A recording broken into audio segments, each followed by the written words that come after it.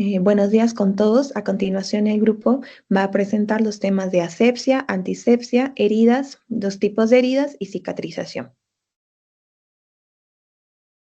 Muy bien, como primero tenemos la asepsia. ¿Qué es la asepsia? Ese conjunto de métodos y procedimientos destinados a prevenir la contaminación por microorganismos patógenos, los que son las bacterias, virus u hongos, ya sea en personas, objetos y área, especialmente en entornos sanitarios. La asepsia se divide en dos tipos, la que es asepsia médica o general y la asepsia quirúrgica. La asepsia médica o general busca reducir al máximo la cantidad de microorganismos presentes, pero no logra eliminarlos de manera completa. Esta se aplica en los procedimientos no invasivos como es la toma de presión, la administración de medicamentos por vía oral o la higiene del paciente en general. Un ejemplo común es el uso de desinfectante, ya es el alcohol en gel antes de tomar la presión o tocar a algún paciente. Tenemos la asepsia quirúrgica, que por otro lado es más rigurosa y busca eliminar de forma total los microorganismos del entorno del personal y de los instrumentos que se van a emplear. Se aplican los procedimientos que sí son invasivos, como son las cirugías, el sondaje, curaciones estériles, entre otros. Algunas medidas comunes de asepsia tenemos en primer lugar lo que es el lavado de manos.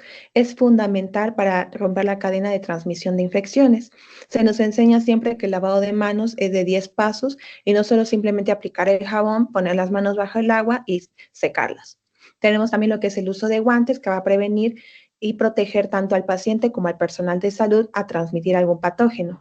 Tenemos por otro lado lo que es la esterilización, que es la eliminación total de microorganismos, ya sea por calor, por gas o por radiación. Tenemos lo que es la desinfección, que es la eliminación parcial de microorganismos mediante sustancias químicas, un ejemplo común, el alcohol. El uso de material estéril, las gasas, campos quirúrgicos, instrumentos o agujas siempre van a venir en un paquete especial que es para prevenir el contacto de estos previo a su uso. Y último, tenemos el uso de ropa adecuada, que son las batas, los gorros, mascarillas y guantes estériles en cualquier tipo de procedimiento. Tenemos algunos métodos de esterilización, como mencionó antes, que son a través del calor, de gas o de la radiación. El calor húmedo o autoclave es, por ejemplo, el vapor a presión y su uso más común es para el material quirúrgico, la ropa o algunos líquidos. El calor seco, que su más claro ejemplo es el horno Pasteur, es utilizado para los vidrios o metales resistentes. La radiación a través de los rayos gamma o UV son para los plásticos, las jeringas desechables. De ahí tenemos el óxido de etileno, que es un método de gas y es utilizado para algunos equipos que son muy sensibles al calor. Y finalmente tenemos la filtración, que son los filtros de membrana y que son utilizados para las soluciones intravenosas o los antibióticos.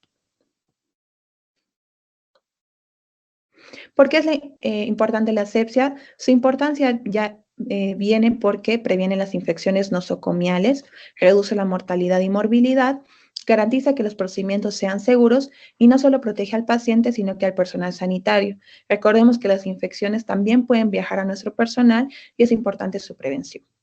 A continuación, los dejo con el siguiente tema.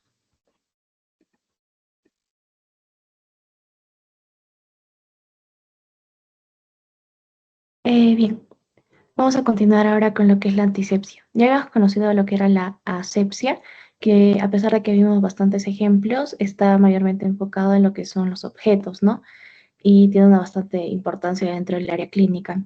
En este caso, la antisepsia también es muy importante, ya que va a comprender todos estos pasos, procesos o métodos, entre los cuales nos vamos a enfocar más en la eliminación o en la disminución de patógenos, microorganismos o diferentes otros virus presentes específicamente en tejidos vivos. Entonces, para la implementación de estos procedimientos, básicamente vamos a utilizar los conocidos biocidas.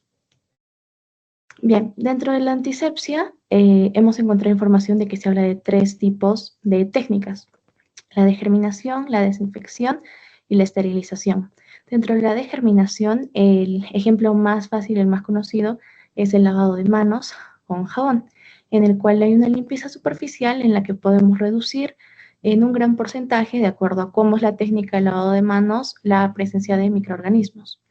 Luego, hablando de la desinfección, consiste también en disminuir o eliminar los microorganismos, pero en este caso utilizamos otras sustancias. La más conocida puede ser el alcohol, recordar que es bastante importante utilizar el alcohol a una concentración adecuada, la cual sería de 70 a un poco menos, no utilizarlo a más porque puede generar daño en la barrera de la piel.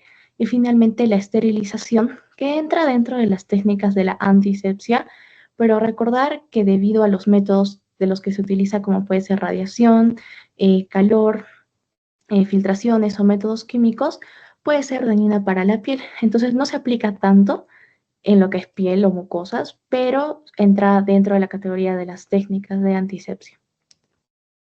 Luego, hablando de los métodos y dónde se utiliza, había hablado de que es fundamental en el área clínica, o sea, en medicina.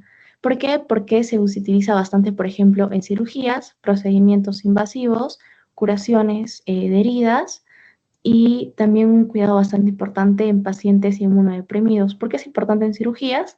Es bastante conocido que en cualquier tipo de cirugía en el que va a haber un corte, claramente, se necesita eliminar el mayor porcentaje posible de microorganismos sobre la superficie de la piel. Entonces, para eso se utilizan diferentes sustancias. También procesos invasivos, por ejemplo, cateterismos, que es la introducción de sonda, por ejemplo, a través del conducto urinario, inyecciones para suturas, para evitar infecciones futuras, la atención de heridas también para evitar infecciones. En el cuidado de pacientes inmunodeprimidos es muy, muy importante, ya que estos pacientes tienen que estar lo menos posible en contacto con microorganismos, ya que infecciones pueden empeorar gravemente sus casos. Los principales antisépticos los podemos clasificar en alcoholes, yodóferos, clorexidina, peróxidos y compuestos de amonio cuaternario. Los alcoholes, ya había hablado, bastante conocido en lo que es la desinfección. Ya había hablado, por ejemplo, también del porcentaje, que ya podemos ver en la imagen, que es un alcohol isopropílico o de un 70% de concentración. Dentro de los yodóferos, el lidosafe o yodopovidona, que este es bastante conocido porque se utiliza en cirugías, justo lo que habíamos hablado, y la clorexidina, que es de la imagen que tienen a la derecha, por ejemplo, conocido como Ibiclen al 2%, bastante importante también, ya que está en todo lado, por ejemplo, en un hospital para el lavado de manos, ya sea quirúrgico o simplemente el lavado de manos después de hacer la consulta con un paciente, y es dentro del procedimiento que se tiene para poder seguir un correcto protocolo, ¿no?, de desinfecciones. Los dejo con el siguiente tema, que son las heridas.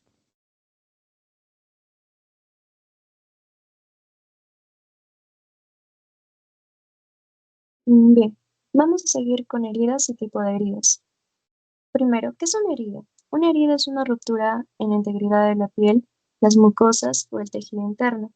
Esta interrupción puede ser causada por agentes químicos como cortes o golpes, por agentes químicos como productos corrosivos o incluso por agentes biológicos como mordeduras.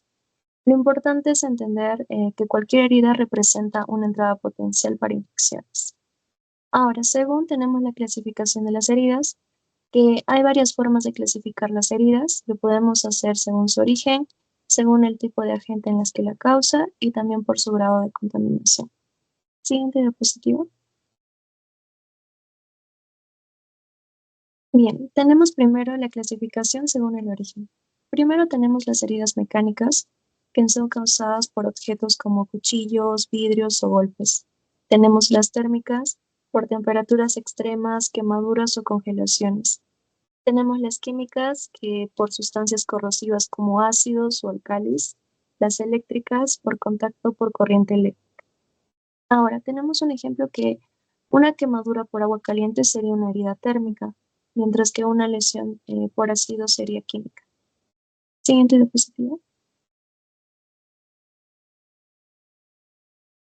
Bien, ahora tenemos heridas según el agente causante. Primero tenemos incisas, porque tiene cortes con bordes definidos, como los hechos por bisturí. Tenemos las contusas, tiene bordes irregulares, pueden producir hematomas y son causadas por golpes fuertes.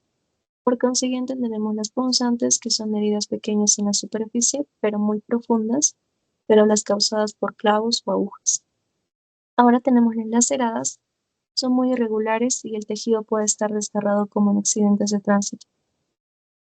Por último, tenemos las abrasionadas, que estas heridas son superficiales, pueden ser provocadas por fricción, como cuando uno se raspa al caer, como podemos observar en la imagen. Siguiente diapositiva.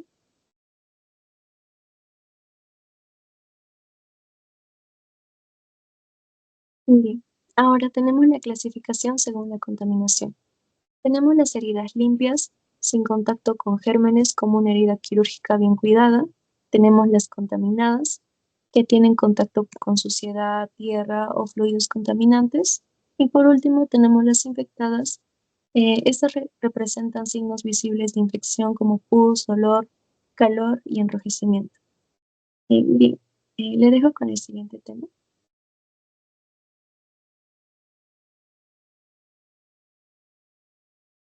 Bueno, continuando con la exposición, yo les hablaré sobre la cicatrización.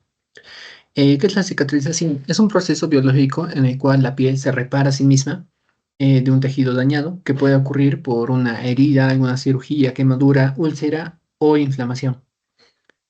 Esto consiste en la respuesta de reorganización y coordinación del cuerpo para volver a la integridad de la piel, como les explicaré a continuación, y esto es una forma de una barrera protectora. Siguiente diapositiva, por favor. Ahora, ¿cuáles son los tipos de cicatrización?